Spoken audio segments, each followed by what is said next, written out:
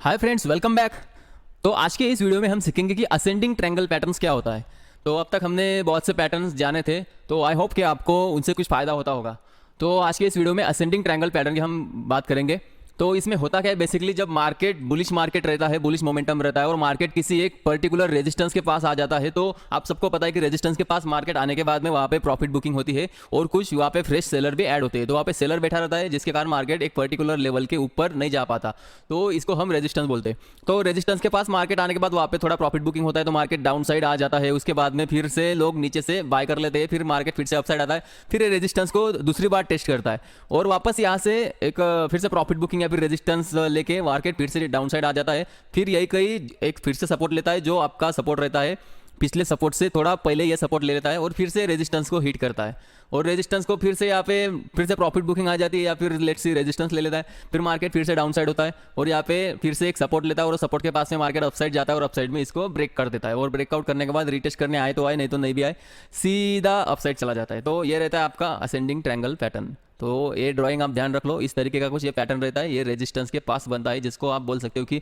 Resistance टूटने वाला है, उससे पहले एक इंडिकेशन रहता है कि वहाँ पे थोड़ा कंसोलिडेशन होता है और कंसोलिडेशन होने के बाद में ही एक आधी रेजिस्टेंस लेवल टूटता है। तो ये जो काफ़ी इंपॉर्टेंट है, कोई भी रेजिस्टेंस सीधा अपसाइड में ऐसे नहीं टूटता। अगर वो अपसाइड में ऐसे टूटता है तो उसके फेक ब्रेकआउट होने के चांसेस ज़्यादा रहता है, मार्केट फिर से वहाँ से डाउन साइड पुश हो सकता है, इसकी प्रोबेबिलिटी रहती है।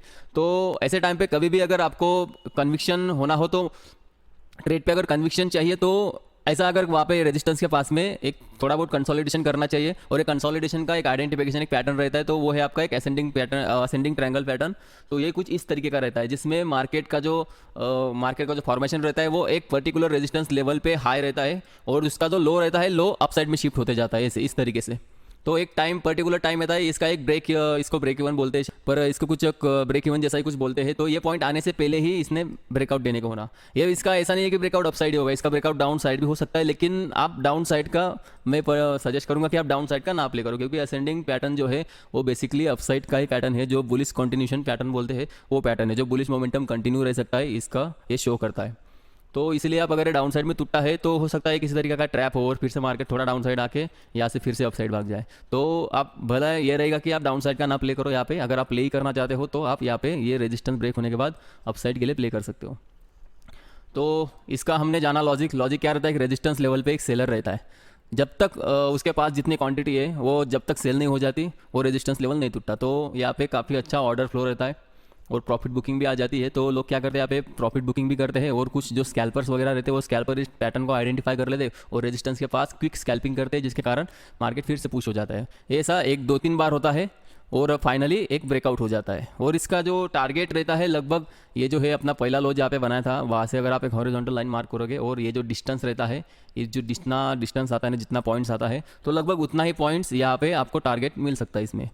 तो ये आपका बुलिश कॉन्टिन्यूशन पैटर्न है, जिसको असेंडिंग ट्रायंगल पैटर्न बोलते हैं।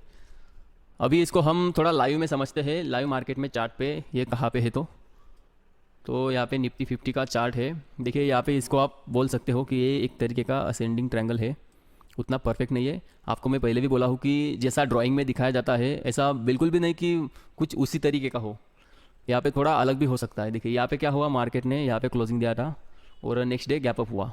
तो एक आप इसको कंसीडर कर सकते हो कि मार्केट यहाँ से एक, देखिए यहाँ से कैलकुलेट करो आप, ये एक रेजिस्टेंस लेवल है और यहाँ से मार्केट ने एक असेंडिंग ट्रायंगल बनाना शुरू कर दिया था और यहाँ पे कहीं उसका ब्रेकआउट भी हुआ था।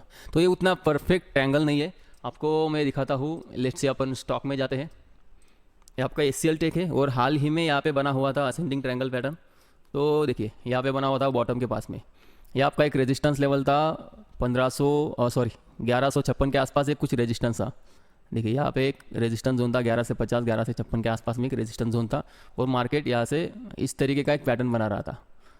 अभी ऐसा नहीं, बिल्कुल भी ऐसा नहीं है कि एक सीधा ही लाइन आए, आपको बस ये समझना है इसके पीछे का लॉजिक क्या है कि एक रेजिस्टेंस लेवल है, यहाँ पे सेलर बैठा है और यहाँ पे आने के बाद मार्केट बार बार डाउन साइड आता है और डाउन साइड आने के बाद कहीं ना कहीं सपोर्ट लेता है और जो नेक्स्ट सपोर्ट लेता है वो नेक्स्ट सपोर्ट पहले सपोर्ट से थोड़ा ऊपर रहता है। बस आपको ये चीज़ ध्यान रखनी है कि रेजिस्टेंस लेवल से रिजेक्शन लेने के बाद जो सपोर्ट लेता है सपोर्ट अप साइड में शिफ्ट होते जाता है, बस आपको इतना ध्यान रखना है। ऐसा बिल्कुल भी जरूरी नहीं कि वो किसी एक पर्टिकुलर लाइन में ही रहे। जैसे इसका ब्रेकआउट हुआ तो देखिए टारगेट लगभग आ ही गए थे, फिर से यहाँ पे प्रॉफिट बुकिंग आई, एम पैटर्न बनाया जो आपको सिखाया गया था और फिर से मार्केट ने यहाँ पे जो रेजिस्टेंस था उसको सपोर्ट बनाया और नेक्स्ट डे गैप अप होकर देखिए क्या बड़ा अच्छा खासा यहाँ पे अप मूव दे दिया था।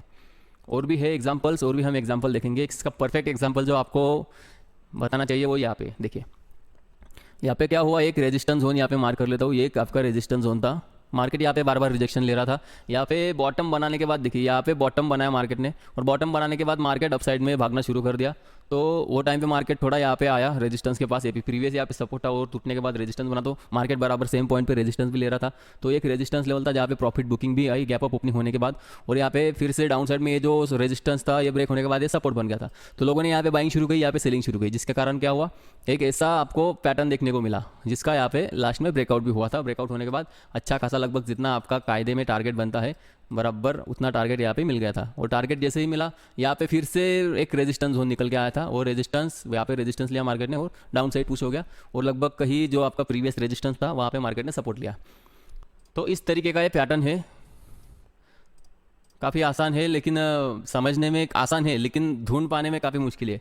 ये अभी आपको एकदम सिंपल भाषा में यहाँ पे मिल गया है, लेकिन इतना सिंपल है ज़रूरी नहीं कि हर बारी मिल जाएगा। इसको समझ पाना मुश्किल है कि लाइव मार्केट में पैटर्न बना रहा है या नहीं बना रहा है। और भी हम देखेंगे कि कहाँ पे ये पैटर्न बना हुआ है। ये पैटर्न अप ट्रेंड में बनता है, अप ट्रेंड में जहाँ पे मार्केट रेजिस्टेंस लेता है वहाँ पे ये पैटर्न बनता है।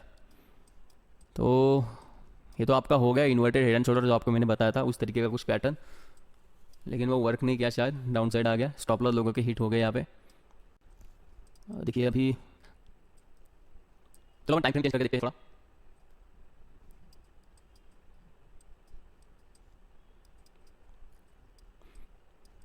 ये पैटर्न को आइडेंटिफाई करना काफ़ी मुश्किल है। देखिए यहाँ पे बना हुआ है ये बॉटम के पास में, इसको आप बोल सकते हो लगभग उसी तरीके का पैटर्न है। यहाँ पे एक रेजिस्टेंस, मतलब जो भी आपकी टेक्निकलिटीज है आपको ध्यान क्या रखना है कि एक रेजिस्टेंस लेवल मार्क करना है जहाँ पे रेजिस्टेंस ले रहा है, और उसके बाद में सपोर्ट मार्क करना है कि सपोर्ट कहाँ ले रहा है। देखिए रेजिस्टेंस देखा जाए तो यहाँ पे ले रहा था ये वाले पॉइंट पे, और सपोर्ट यहाँ पे ले रहा था,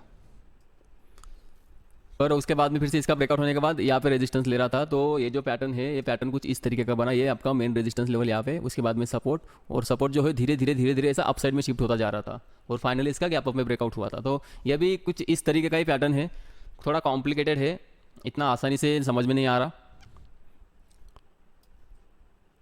बाकी ये पैटर्न काफ़ी अच्छा वर्क करता है अगर आप इसको समझ पाए तो। देखिए यहाँ पे भी बना हुआ है, ऐसा नहीं कि यहाँ पे भी नहीं। देखिए यहाँ पे एक रेजिस्टेंस था, रेजिस्टेंस के पास में बना, इसके बाद में डाउन साइड में सपोर्ट धीरे धीरे अप साइड में शिफ्ट होते गए। अगर आप ऐसा लाइन मार्क करोगे तो आपको निकल के आएगा असेंडिंग ट्रायंगल पैटर्न, जिसका ब्रेकआउट हुआ, रिटेस्ट हुआ, अप साइड में भागा।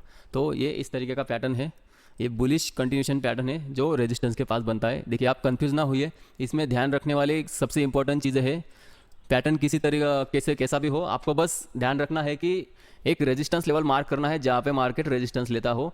आपको अगर पता चल गया कि मार्केट यहाँ पे बार बार रेजिस्टेंस ले रहा है, बार बार ये पॉइंट पे मार्केट रेजिस्टेंस ले रहा है, और इसके अगेंस्ट में जब मार्केट यहाँ से रेजिस्टेंस लेके डाउन साइड पुश होता है, तो डाउन साइड पुश होने के बाद जो सपोर्ट जोन है वो सपोर्ट जोन धीरे धीरे अप साइड में शिफ्ट होते जा रहे हैं। अभी ये बिल्कुल भी जरूरी नहीं है कि ये जो रेजिस्टेंस ले रहा है ये रेजिस्टेंस पूरा स्ट्रेट एक ही लाइन पे हो। ये थोड़ा बहुत यहाँ पे आप टॉलरेंस, यहाँ पे थोड़ा बहुत बफर ले सकते हो, तो थोड़ा ये अप साइड में हो सकता है, कभी कभी डाउन साइड में हो सकता है, तो थोड़ा यहाँ पे एक जोन मार्क करना सेफ रहेगा। तो एक जोन के अंदर रेजिस्टेंस लेगा तो अच्छा रहता है।